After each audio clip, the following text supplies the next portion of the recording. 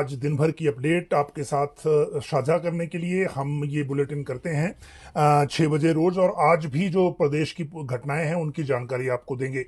मुख्यमंत्री सुखविंदर सिंह सुक्खू आज शिमला में ही थे और सचिवालय से एक लाइव हमने उनका आपको दिखाया था, जिसमें आज जो आपदा से रिलेटेड चीजें हैं और खासकर जो एक स्कीम मुख्यमंत्री ने लॉन्च कर रखी है, स्पेशल पैकेज, उस पैकेज को कब से मंडी और किन किन जिलों से शुरुआत करने वाले हैं, उनकी आज बात कही है।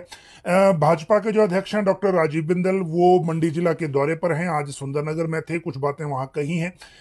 उनके साथ जो उनके अलावा पॉलिटिकल मूवमेंट एक थी, वो विक्रमादित्य सिंह जो पीडब्ल्यूडी मंत्री हैं, वो कुल्लू जिला के दौरे पर हैं, जहां वो उन्होंने आज भूतनाथ पुल का दौरा भी किया है, और जिसको सिर्फ अभी छोटे वाहनों के लिए ही खोला गया है, क्योंकि अभी स्टेबिलिटी सर्टिफिकेट या स्टेबिलिटी का जो एक इशू रहता है वो पीडब्ल्यूडी से क्लियर नहीं है।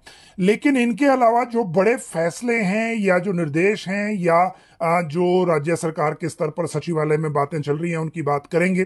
4% डीए कर्मचारियों को देने का फैसला हो गया है। फेस्टिव सीजन में इस तरह की घोषणाओं का इंतजार कर्मचारियों को रहता है, और इस बार ये निर्णय हुआ है। इसके कारण जो हिमाचल सरकार में कुल बकाया है वो अब 12% तक पहुंच गया है, और इसीलिए जो टोटल सिचुएशन क्या है उसकी जानकारी आज आपको देंगे डीए के मामले में। और यहां कर्मचारियों का 1230 करोड़ का जो बकाया है, ये कब तक मिलेगा, कैसे मिलेगा, और इसके लिए और कितना इंतजार करना पड़ेगा, ये बात करेंगे। लोन के 1000 करोड़ की अपडेट है, खाते में पैसा आ गया है। कंडक्टर भर्ती को लेकर जो बहुत दिनों से लोग अपडेट चाह रहे थे, आज एक अपडेट हमारे सामने आई है, जिसकी जानकारी जिसको हम आपके साथ साझा करेंगे। जो लोग इंतजार कर रहे हैं 360 पदों की भर्ती का, और एचआरटीसी की जो बीओडी में मामला आया था, जिसकी आज मीडिया में कवरेज भी है, उसमें और इन पदों में क्या डिफरेंस है वो बताएंगे आपको। और साथ में जानकारी देंगे कि जो वेटनरी फार्मासिस्ट का जो मामला है वो अब तक कहां तक पहुंचा है, इनकी नियुक्तियां होने वाली हैं। जहां तक बात है तबादलों की, तो कोर्ट ने एजुकेशन के 2 तबादले कैंसिल किए हैं, एक कॉलेज कैडर में है, एक स्कूल कैडर में। बीआरसीसी पॉलिसी नोटिफाई होगी है, इसकी भी बात करेंगे और आपको बताएंगे कि हमने जो आपको पहले बताया था उसमें से और नोटिफिकेशन में कितना अंतर आया है। जहां तक बात फाइनेंस सेक्रेटरी की है, इनको अब बदलना पड़ेगा, क्योंकि आज जैसी डेवलपमेंट इलेक्शन कमीशन से आई है उसकी जानकारी देंगे आपको। हिमाचल प्रदेश जो पुलिस सर्विसेज हैं उनके अफसरों को बदला गया है। सीमेंट के रेट दूसरी बार बढ़े हैं एक ही महीने में, वो बात करेंगे। दागी अफसरों को लेकर हाई कोर्ट से एक फैसला आया है। राज्य चयन आयोग पर भी आज एक ब्रेकिंग है, जिसकी जानकारी हम आपको देंगे, क्योंकि ये रोजगार से रिलेटेड मामला है। जो नया आयोग बन रहा है वो कब तक पूरी तरह से काम करना शुरू करेगा, ये एक बड़ा अहम सब्जेक्ट है, जिसकी जानकारी हम बीच बीच में आपको जरूर देते रहते हैं।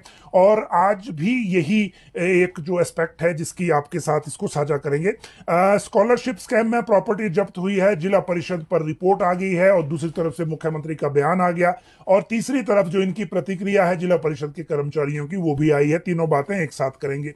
स्कॉलरशिप स्कैम की बात हो गई। ई टैक्सी स्कीम कल या परसों नोटिफाई हुई थी, आज इसमें एक अमेंडमेंट हुई है। ओल्ड पेंशन जो बिजली बोर्ड की है उस पर एक कमेटी बनी है, उस कमेटी को क्यों बनाना पड़ा है, और बीच में जो सर्विस कमेटी का इंतजार हो रहा है अभी वो कैसे और लंबा हो सकता है। फर्जी सर्टिफिकेट से नौकरी का मामला सामने आया है, एफआईआर दर्ज हो गई है। सीएम सुक्खू ने एक नया ऐलान किया है आपदा राहत को लेकर। मोबाइल मैसेज ने आज डराया सबको जो आपदा प्रबंधन का था, इसकी भी आपको कहानी बताएंगे। और जो फोरकास्ट है मौसम का, उसकी बात करेंगे। देखिए, अगर मैं मौसम की बात करूं तो 19 तारीख लास्ट डेट है अभी, जब ये जो स्पेल चल रहा है वेस्टर्न डिस्टर्बेंस का, ये आपको डिस्टर्ब करेगा। इसके बाद 24 अक्टूबर तक, 19 के बाद 20 से लेकर 24 तक फिर मौसम बिल्कुल ठीक है, धूप खिलने के आसार हैं। उसके बाद फिर से एक स्पेल आ रहा है, और वो कितना होगा, कैसा होगा, वो आगे बात करेंगे। लेकिन अभी जो ये बारिश का और बर्फबारी का स्पेल आया है, इसमें जो मौसम में जो बदलाव आया है, न्यूनतम तापमान में कल्पा में 0 हो गया है। शिमला में अभी 1 डिग्री इंप्रूव हुआ, 9 डिग्री सेल्सियस है। मनाली में 4 डिग्री है, और ये तापमान गिरने के कारण काफी जो फर्क है वो हिमाचल में देखने को मिला है। जहां तक बात आज मोबाइल मैसेज की थी, जिनके पास भी मोबाइल है उनको आज एक आपदा का एक मैसेज आया है अलर्ट का, और ये जो मैसेज है ये एक सायरन के तहत सायरन की तरह आया, जिसमें एक वाइब्रेशन भी थी। जिन्होंने साउंड जिनकी मोबाइल की जिनकी म्यूट नहीं थी उनमें साउंड भी थी, और कई लोग डर भी गए जिनको इसका पहले पता नहीं था। और दिक्कत वहां हुई है जहां पढ़ने नहीं आया। मान लीजिए किसी को इंग्लिश में मैसेज आया, किसी को हिंदी में आया। ये नेशनल डिजास्टर मैनेजमेंट अथॉरिटी का एक ट्रायल था, जो किसी भी तरह की आपदा की स्थिति में अगर लोगों को अलर्ट करना हो, मास जो अलर्ट का मैसेज डालना हो, तो वो किस तरह से भेजना है, उसका एक ट्रायल था, जो ट्रायल आज सफल रहा है। और ये अलग अलग प्लेटफॉर्म पे ट्रायल था, बीएसएनएल, जियो, एयरटेल, इस तरह से अलग अलग पर था, और ये आज सभी को देखने को मिला है। सीएम सुक्खू का जो ऐलान आज का है उसकी आज बात इसलिए करेंगे क्योंकि आज मुख्यमंत्री सचिवालय में मीडिया के साथ बात कर रहे थे, तो उन्होंने ये एक बात कही कि जो आपदा राहत पर जो अभी सरकार ने पैकेज जारी किया है, ये 23 तारीख से इसकी शुरुआत मंडी से की जा रही है। लोगों को जो राहत राशि बांटनी है वो मंडी जिला से शुरुआत करेंगे। वैसे मुख्यमंत्री ने मंडी, कुल्लू, बिलासपुर इस तरह के जिलों का नाम लिया है, और ये 23 तारीख से इसकी शुरुआत होने वाली है। इससे पहले हालांकि एसओपी भी जारी हो जाएगी, नोटिफिकेशन पहले जारी हो चुकी है। लेकिन इसके साथ जो बीजेपी पर अटैक किया सीएम ने वो ये कि जो आपदा राहत में जो क्लेम भेजे गए थे भारत सरकार को, वहां से पैसा अभी तक नहीं आया, और उसमें भाजपा के जो एमएलए सांसद हैं उन्होंने भी अभी तक कोई मदद नहीं की। जिला परिषद पे भी उन्होंने बात कही है, और जिला परिषद का जब सब्जेक्ट लेंगे हम तो आगे उसमें आपके साथ उसमें भी डिस्कस करेंगे। लेकिन अभी जो मामला आपदा राहत का था वो हमने आपको बता दिया। दूसरी बात, जो 30 अक्टूबर को जो म्यूटेशन के लिए, इंतकाल के लिए अदालतें एक तरह से रखी हैं, शिविर जो लगाने की बात कही है, मुख्यमंत्री ने कहा कि उसकी तैयारी चल रही है, और इसी तैयारी के मुताबिक आगे ये काम होगा। और इसमें जो बाकी चीज़ों को लेकर फैसला लेना है, फिर उसमें जो लोगों को राहत देने को लेकर है, क्योंकि बीजेपी सरकार ने जनमंच बेशक शुरू किया, लेकिन 22 से 25,000 केस इंतकाल के पेंडिंग है, निशानदेही के भी 25,000 केस पेंडिंग है, और जो काम करना चाहिए था वो सरकार ने किया नहीं, और जो नहीं करना था वो जनमंच के रूप में राजनीतिक कार्यक्रम शुरू कर दिया। अब बात करते हैं फर्जी सर्टिफिकेट से नौकरी की। ये मामला ठियोग में सामने आया है, डाक विभाग में। ये जो लोग हैं सारे के सारे 4 लोग बताए जा रहे हैं, ये सब के सब हरियाणा के हैं। इन्होंने फर्जी प्रमाण पत्रों पर नौकरी हासिल की है। पता इसलिए लगा क्योंकि जब वेरिफिकेशन के लिए इनके प्रमाण पत्र जो हैं वो वापस भेजे गए, जहां से ये आए थे प्रयागराज और जम्मू कश्मीर में, तो वहां से सूचना मिली है कि ये ऐसे वहां थे ही नहीं, तो ये फर्जी थे। और उसके बाद ये पुलिस में शिकायत की गई, और शिकायत करने के बाद एफआईआर दर्ज हो गई है। और जो लोग हैं वो कोटखाई में जो हैं तैनात हैं अभी, या फिर मैक्सिमम जो 2-3 लोग हैं वो तो कोटखाई में ही तैनात हैं, और ये हैं सारे हरियाणा के रहने वाले।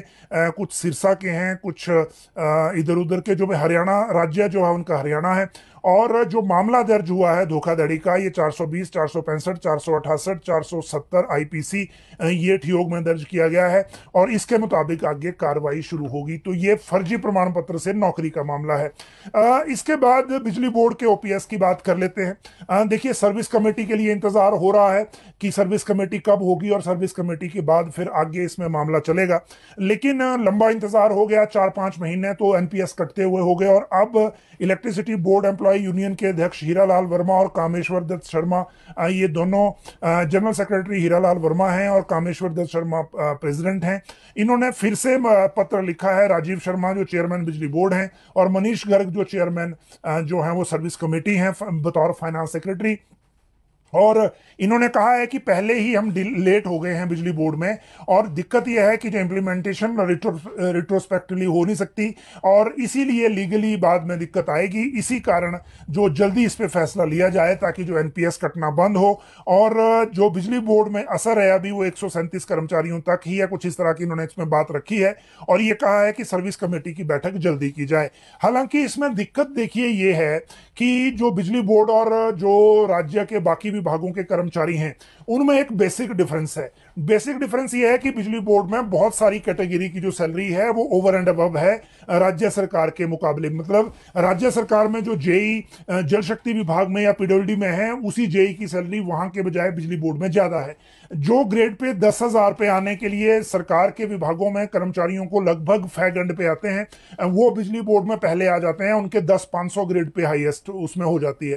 तो ये फर्क है, और इसीलिए जो चेयरमैन है बिजली बोर्ड के राजीव शर्मा, उन्होंने इस मसले को समझ लिया था, क्योंकि फाइनेंस से करवाने के बीच में कई तरह के ऑब्जेक्शन की बात बीच में रहती है। इसीलिए डायरेक्टर फाइनेंस की अध्यक्षता में, डॉक्टर अमित कुमार की अध्यक्षता में जो एक कमेटी बनाई गई है, उस कमेटी की बैठकें अब होना शुरू होंगी। उसके बाद चीजें आगे बढ़ेंगी, क्योंकि उसमें 2 कर्मचारी संगठनों के जो प्रतिनिधि हैं इस कमेटी में लिए गए हैं।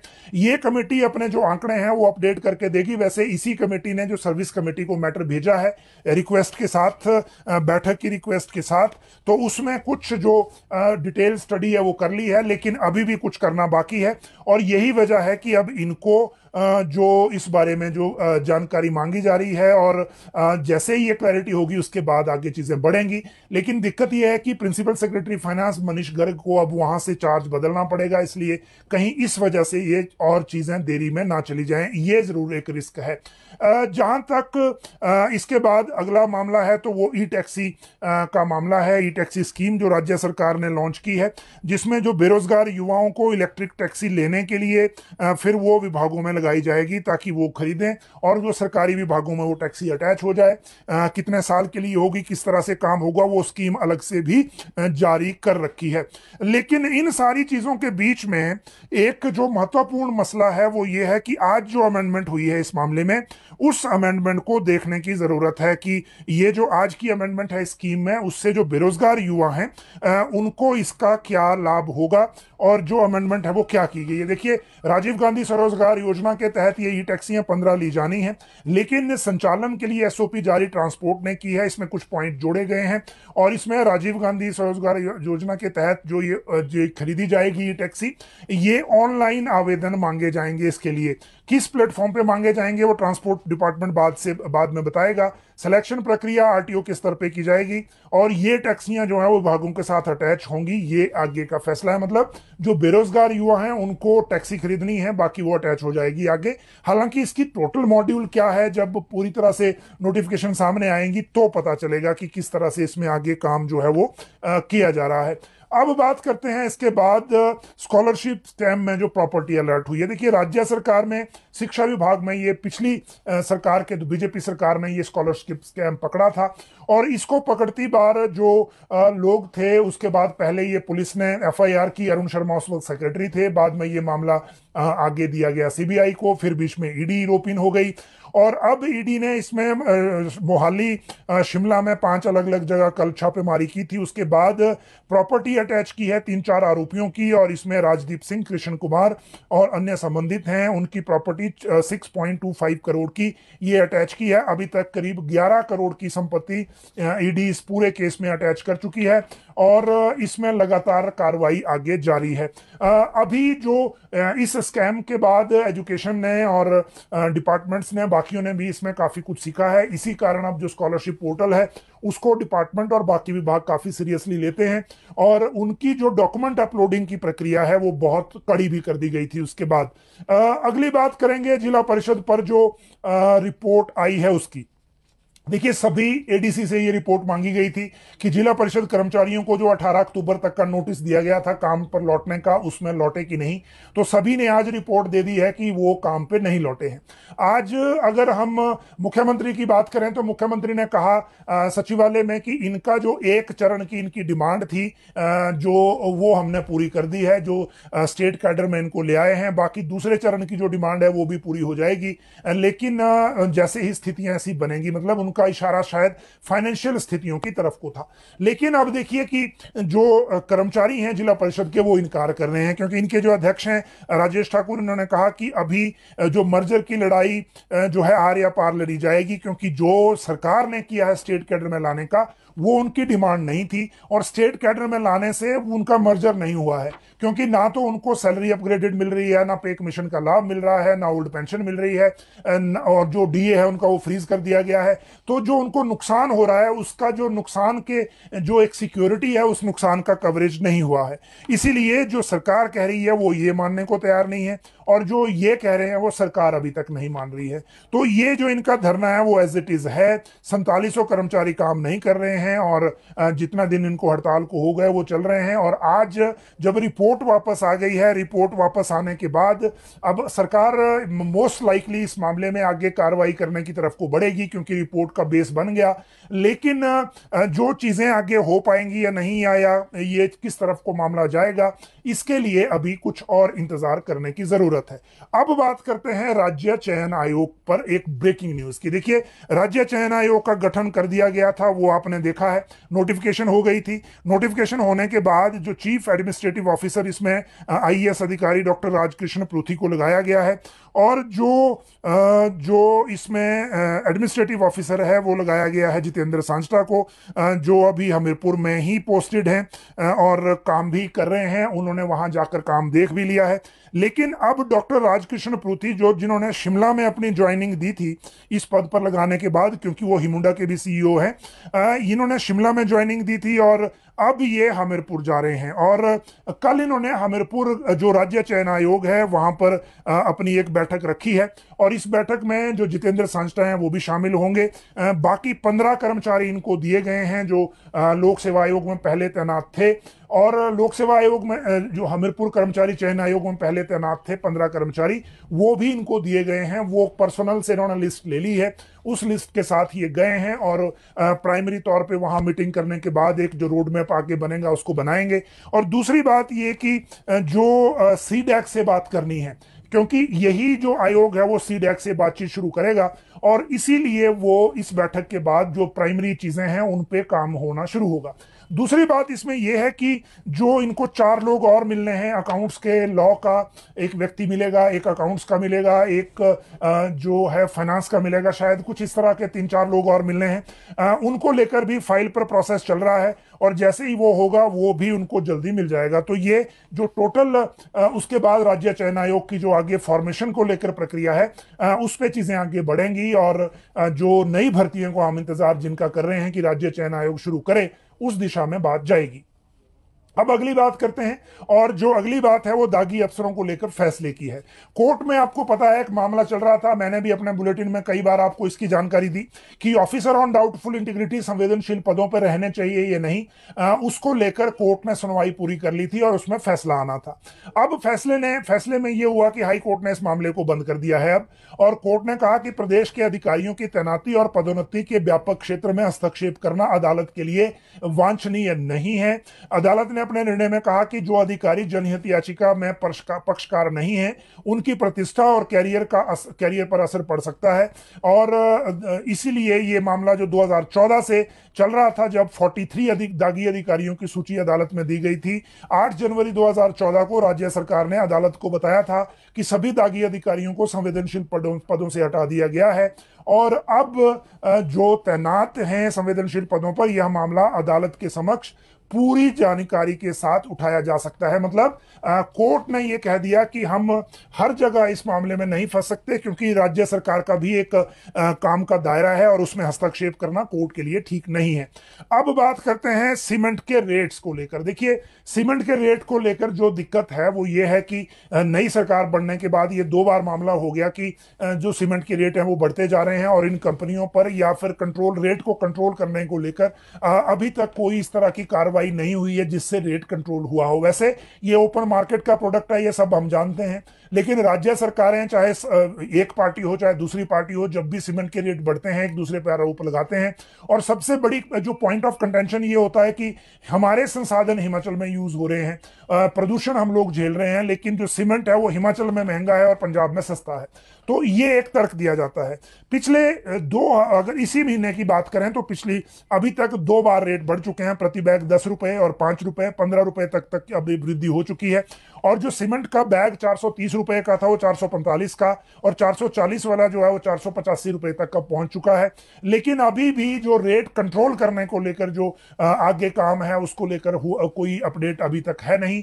आज हमने इंडस्ट्री डिपार्टमेंट से भी इस बारे में फीडबैक लेने की कोशिश की थी, लेकिन अभी तक जो रिप्लाई है वो आया नहीं, तो इसीलिए जब आएगा तो आपके साथ उसको साझा करेंगे।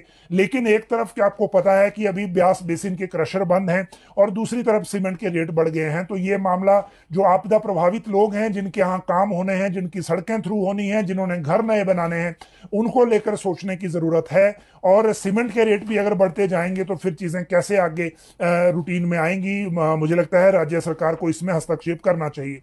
हिमाचल प्रदेश पुलिस ऑफिसर्स जो हैं एचपीएस, उनके ट्रांसफर्स हुई हैं और ये ट्रांसफर जो है शमशेर सिंह को जो अब भेजा गया है SP police training college Daroh, Virender Kalia को लोकायुक्त से भेजा गया है एसपी पीएचक्यू, बबीता राणा को भेजा गया है, ये अंडर ट्रांसफर थी पहले ही, इनको भेजा गया है additional SP IRB Dhaulakuan, Dinesh Kumar Sharma इनको भेजा गया है अब एडिशनल एसपी पीएचक्यू, और जो योगेश दत्त हैं इनको ये अंडर ट्रांसफर थे पहले भी जंगलबैरी के लिए, इनको बस्सी भेजा गया है आईआरबी 5th में। और जो ब्रजेश सूद जो मुख्यमंत्री पूर्व मुख्यमंत्री जयराम ठाकुर के साथ रह चुके हैं, उनको जो है धौलाकुआं भेजा गया है एडिशनल एसपी के तौर पर। और जो बाकी मामले हैं वो आपको हमने पहले बता दिए।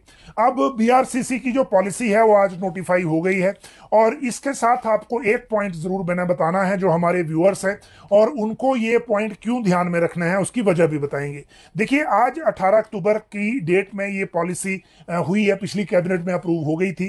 कैबिनेट में अप्रूवल होने के बाद हमने इसकी जानकारी आपको दी थी, जो हमने जानकारी आपको दी वही आप इसमें आज जो नोटिफिकेशन है उसमें देख सकते हैं। हमने जो दिव्य हिमाचल टीवी पर पहले इसको नोटिफाई एक बार इसे शेयर भी कर दिया था। जो पॉलिसी है ब्लॉक रिसोर्स सेंटर कोऑर्डिनेटर, ये सिलेक्शन पोस्ट होगी।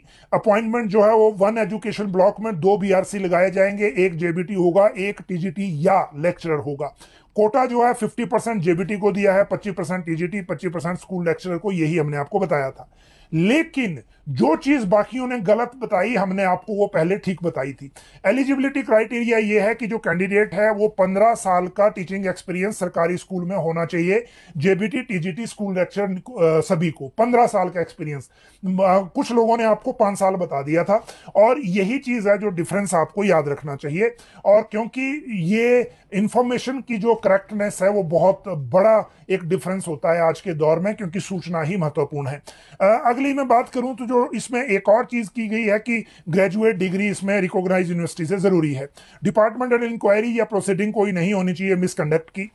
जो नॉलेज है वो कंप्यूटर्स की होनी चाहिए, समग्र शिक्षा स्कीमों का पता होना चाहिए।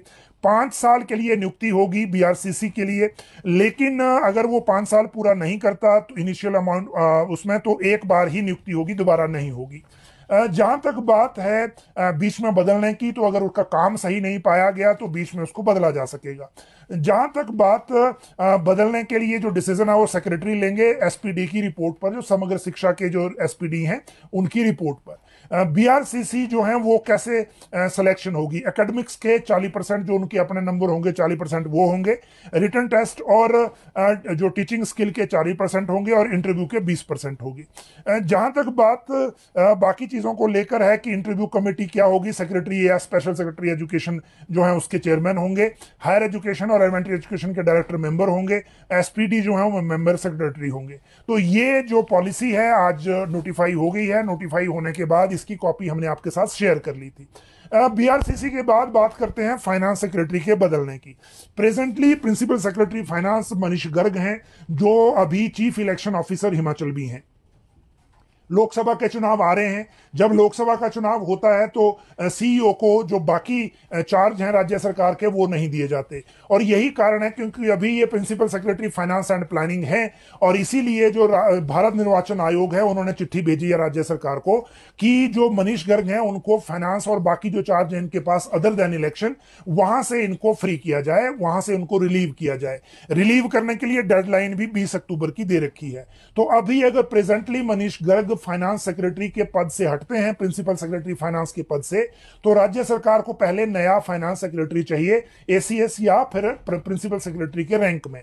हालांकि उनके नीचे सेक्रेटरी फाइनेंस अभिषेक जैन भी अभी लगाए हुए हैं, लेकिन उनसे काम नहीं चलेगा, क्योंकि जो ये ब्यूरोक्रेसी में सीनियरिटी का एक बहुत बड़ा महत्व है, और यही कारण है कि फिर राज्य सरकार को इनको हटाने के बाद एक नई बैकअप और नई व्यवस्था को लेकर जाना होगा।